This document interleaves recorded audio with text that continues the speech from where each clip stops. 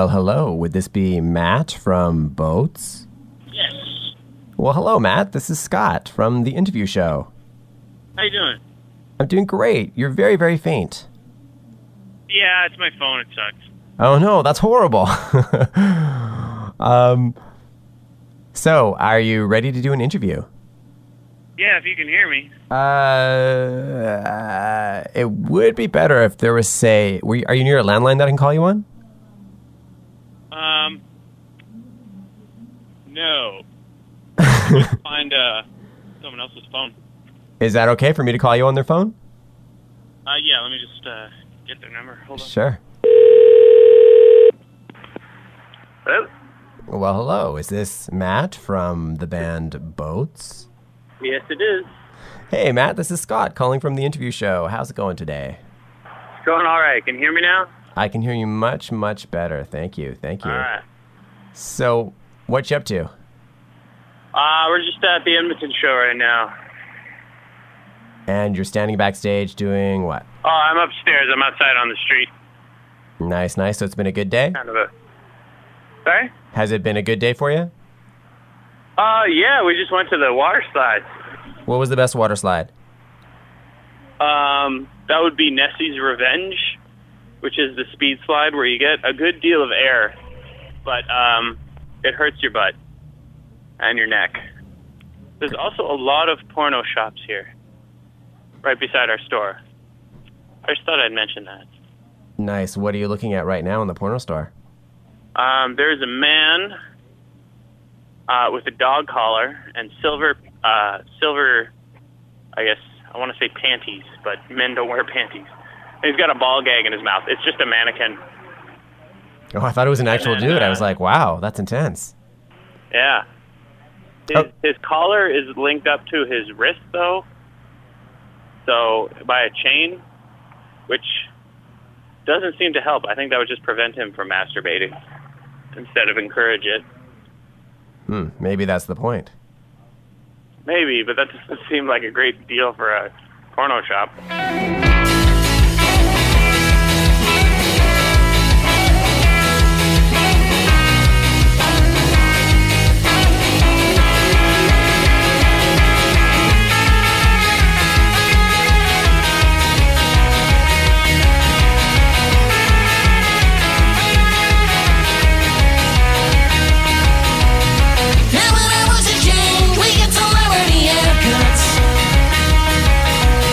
And checking every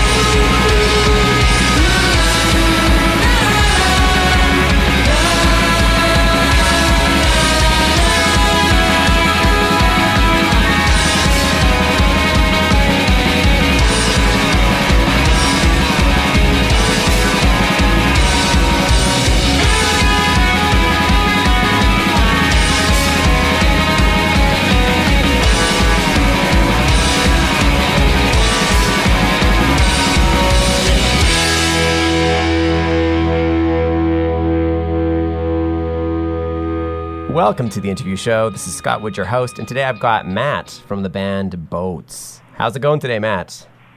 Going all right. Great. So the album, it's called Cannonball, Cannonball. Why the two cannonballs? It's a reference to an old camp song about this camp I used to work at, which I think really kind of added to the I forget the word. Added to the theme of the record, I guess. Okay, Matt, you know what I got to ask you now. You got to sing a little bit of the song for us. What's that? Can you sing a little bit of the original Campfire song? I don't want to sing it, but I can tell you the lyrics. It goes, Cannonballs, cannonballs, sis boom ba, Y camp, rah, rah, rah. Nice. I don't like the Y camp part, but... Exclaim magazine said that the record delivers the power that some cartoon band could build their career around. So what type of cartoon guy would you be? I think it would be a cartoon about crime fighters who also play in music and we travel around in a van. It'd just be Scooby-Doo, but I don't think there'd be very many ghosts. Or maybe there'd be more ghosts. So would you be Scooby-Doo? You'd be Scooby? You'd be the talking dog? dog? How many people were there in Scooby-Doo? There is 4 teenagers and a dog. Okay, so I don't know who the dog was.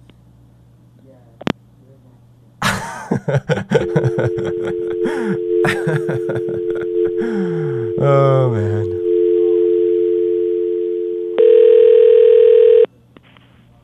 Hello? Well, hello. Would this be Matt from the band Boats? Yes. Why you gotta be a hater, man? Why you gotta flush my calls? I don't know what happened there. This is Luke's phone. I can hold no responsibility over it. It's all good. It wasn't that good a question. All right. All right. So, Matt, on this record, you had a choir behind you, and you also recruited members from other bands. So you're a little bit of a Svengali. Of a Svengali? Yeah. What does that mean? A Svengali is it's a stereotypical term for a man who's very domineering over the women in his life. He's very what? He's very domineering. Hello? Hello. Oh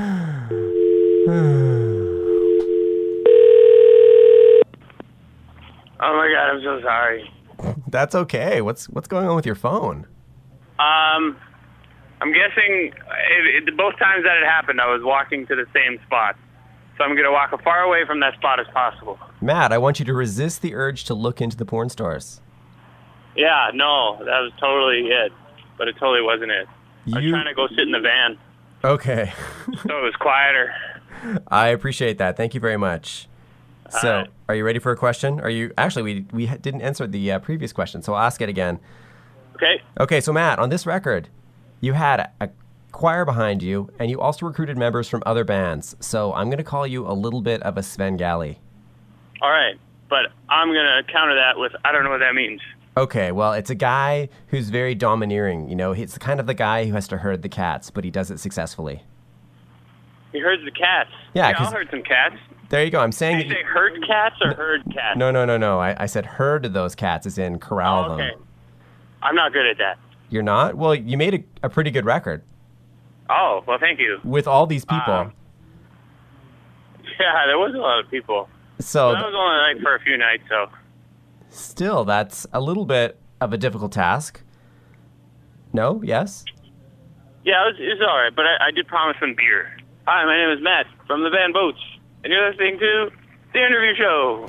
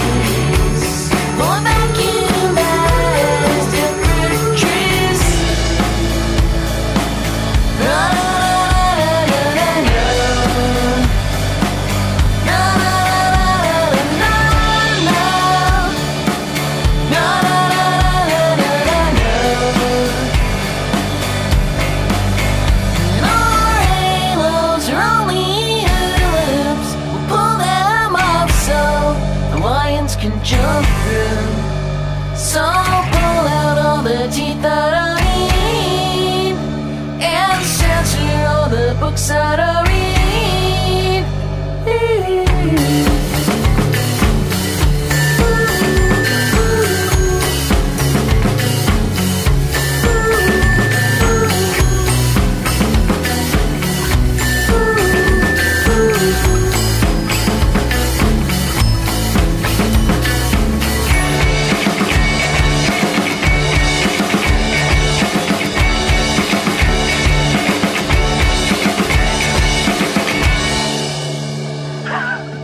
Hi, my name is Matt from the band Boats, and you're listening to The Interview Show.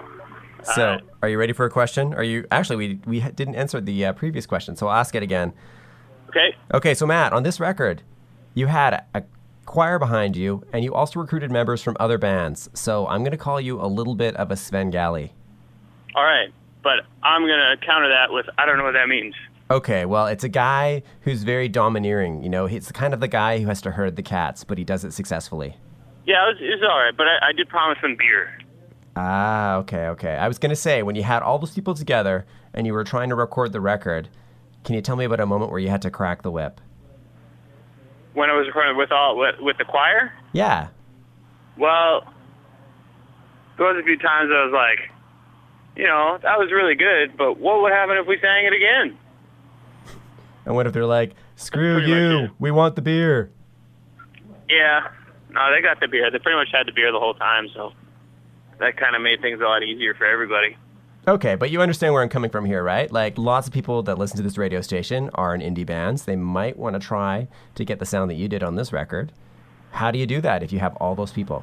I think it was all right, because most of those people, first of all, most of those people were already, have at one point been in the band, so I kind of had their numbers, their phone numbers. There's been a lot of people that have been in boats and out of boats for various reasons, but friendly reasons, because they obviously came back to sing in the choir. But that's just Winnipeg, man.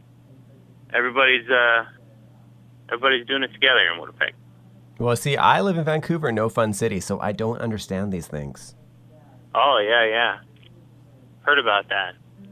Pretty much, I would say for the past 10 years, there have been maybe 40 people making music in Winnipeg, and have always been the same people, and they've always been making music together. But they're excellent people. And there's always new people. We all know each other. All right, so I'm going to change gears a little bit. I also read that you swear a lot when you get excited. When was the last time that happened? Where did you read that? I do research, my friend. I read up on bands before I talk to them. That's appreciated. I don't know. I'm not very good at stage banter. I'll tell you that much. Because whenever I say things, I usually say the wrong things.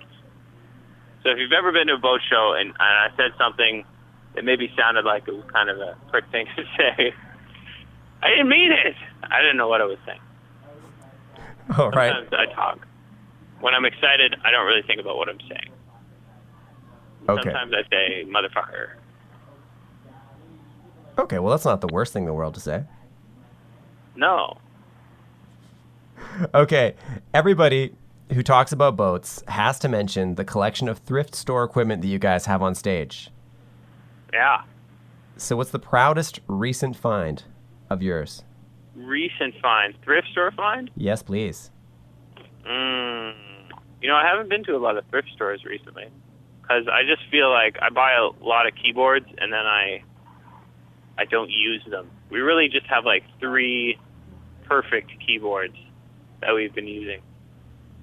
Are you still there? I heard a sound. Yes, I'm still here, but I want Okay. you to look at all that equipment on stage in your head and think, you know, holy smokes, that find on stage was the best find that I can think of. Oh, okay. That's easy. That's the Yamaha.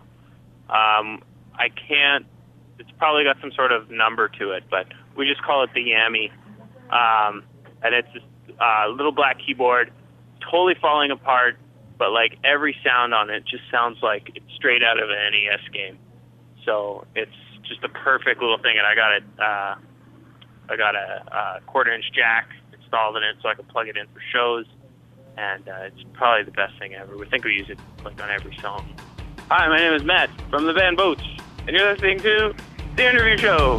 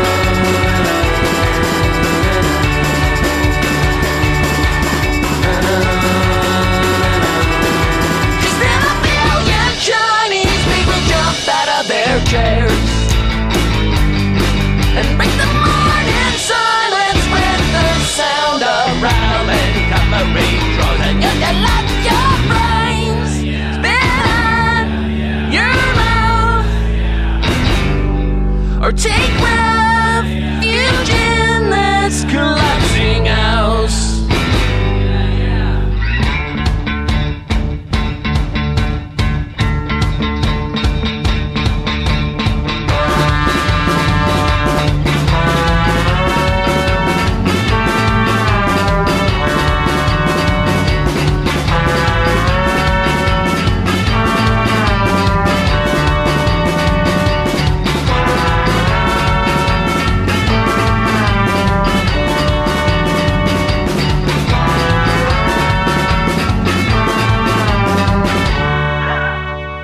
My name is Matt from the band Boats, and you're listening to The Interview Show.